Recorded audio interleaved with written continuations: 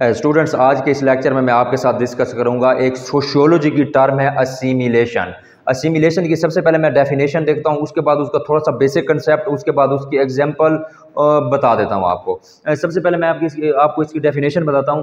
The process by which individuals or group of people once dissimilar become similar is called assimilation. सादा अल्फाज में कोई भी ऐसा प्रोसेस या कोई भी ऐसा अमल जिसके वजह से या जिसके दौरान समाज के अंदर रहने वाले इंडिविजुअल्स, अकेले लोग या ग्रुप ऑफ पीपल, इंडिविजुअल्स या ग्रुप ऑफ पीपल जो कि पहले एक दूसरे से अलग थलग थे अपने कल्चरल वैल्यूज, नॉर्म्स और ट्रेडिशन के हिसाब से, बाद में एक हो जाते हैं। यानी कि ऐसा अमल जिसके ज़रिए एक सोसाइटी के अंदर रहने वाले कुछ लोग या ग्रुप ऑफ पीपल जो कि पहले एक दूसरे के साथ कल्चरल वैल्यूज़ में अलग थलग थे और बाद में एक ही कल्चर उनका हो जाता है, इस अमल को हम कहते हैं असिमिलेशन।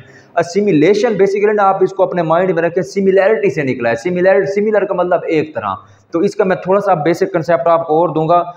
असिमिलेशन, सोशियोलॉजिस्ट जो हैं इस टर्म को यूज करते हैं। Sociologist use this term to explain the process by which minority gradually adopt the cultural pattern of dominant group।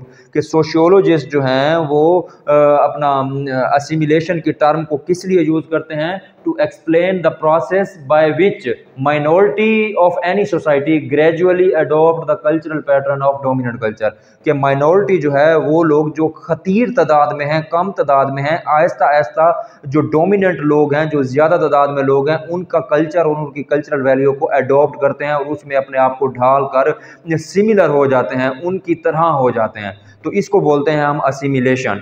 उसके बाद मैं आपको इसकी थोड़ी सी एग्जांपल देता हूं कि कल्चरल पैटर्न जो है ना, हमने डिस्कस किया है कि कल्चरल पैटर्न माइनॉरिटी जो है ग्रेजुअली अडॉप्ट करती है कल्चरल पैटर्न किसका? डोमिनेंट कल्चर का। तो अब मैं आपको बताता हूँ कि कल्चरल पैटर्न क्या है।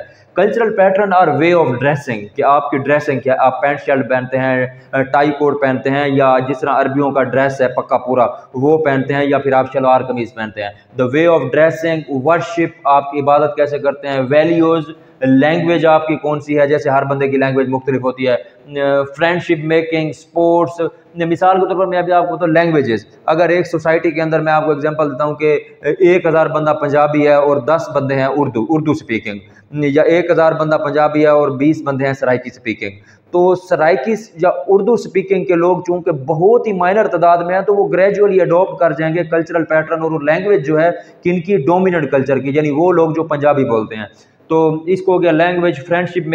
फ्रेंडशिप मेकिंग जो है ना, ये भी सोसाइटी टू सोसाइटी वेरी करती है। कुछ लोग जो है उनकी फ्रेंडशिप मेकिंग एबिलिटी जो है वो ज़्यादा होती है, कुछ ही कम होती है। स्पोर्ट्स आपको पता है किसी समाज में कौन सी स्पोर्ट्स खेल मशहूर है, किसी में कौन सा खेल जो है वो लोग पसंद करते हैं। जैसे पाकिस्तान में सबसे ज़्यादा पसंद किया जाने वाला खेल क्रिकेट है, फिर फुटबॉल है, हॉकी है, बैडमिंटन है, टेबल टेनिस, मुख्तलिफ हैं। तो ये हर समाज के अंदर, हर इलाके के अंदर जो खेल है, क्रिकेट शायद एक वाहिद खेल है जो पूरे मुल्क में खेला जाता है, अदरवाइज जो है इनके डिफरेंसेस हैं। हर जगह का अपना खेल है। प्रेयर्स है, हर शख्स की प्रेयर अलग है। अगर आप फिका वाइज देखें तो उनके नमाज पढ़ने के तरीके में स्लाइटली डिफरेंस है। और जो अगर आप रिलीजन के हिसाब से देखें तो हर रिलीजन का अपना मेथड है, नमाज अपना मेथड है प्रेयर्स का। स्लाटरिंग हो गया, फेस्टिवल्स हो गया, जैसे हर ट्रेडिशन के, हर रीजन के जो होते हैं वो अपने फेस्टिवल्स होते हैं। मैरिज हो गया एंड अदर सोशल इवेंट, इस तरह के दूसरे सोशल इवेंट्स जो हो गए वो इसकी एग्जांपल, वो इसके कल्चरल पैटर्न में आते हैं। अब मैं आपको इसकी एग्जांपल बताता हूँ कि असिमिलेशन की एग्जांपल क्या है। The very example of assimilation can be observe during the Indo पाक पार्टीशन। कि इंडो पाक की जब पार्टीशन हुई थी 1947 में, आपको पता है कि उस वक्त इंसानी दुनिया की तारीख की सबसे बड़ी माइग्रेशन हुई थी। तो माइग्रेशन के अंदर करोड़ से ज़्यादा लोग पाकिस्तान आए थे और करोड़ से थोड़े से कम लोग इंडिया गए थे। तो जो लोग पाकिस्तान आए थे उनका कल्चरल पैटर्न जो है पाकिस्तान के पहले से इन इलाकों में रहने वाले लोगों से काफ़ी डिफर करता था। तो चूँकि वो इंडिया के मुख्तलिफ इलाकों से आए थे, बंगाल से लेकर पंजाब तक इंडिया से लोग आए थे। ज़ाहिर है जहाँ से वो आए थे उनका कल्चरल पैटर्न और जिस जगह पर वो आए थे पाकिस्तान में, उनका कल्चरल पैटर्न जो था वो डिफर था। इस सिचुएशन ने ना काफ़ी सारी डिस्टर्बेंस क्रिएट की in Pakistan. They marked cultural differences between immigrants and local residents. तो कल्चरल डिफरेंसेस जो है वो मार्क्ड हुए इमिग्रेंट्स बाहर से आने वाले और लोकल रेजिडेंट्स के दरमियान, and they become and but after they become assimilated by adopting the cultural pattern after many decades। तो इनको कई डेकेड्स लगे, जो फॉरेन लोग आए थे, मुहाजिरीन आए थे इंडिया से पाकिस्तान में, उनको पाकिस्तान का कल्चरल पैटर्न अडॉप्ट करने में कुछ डेकेड्स लगे।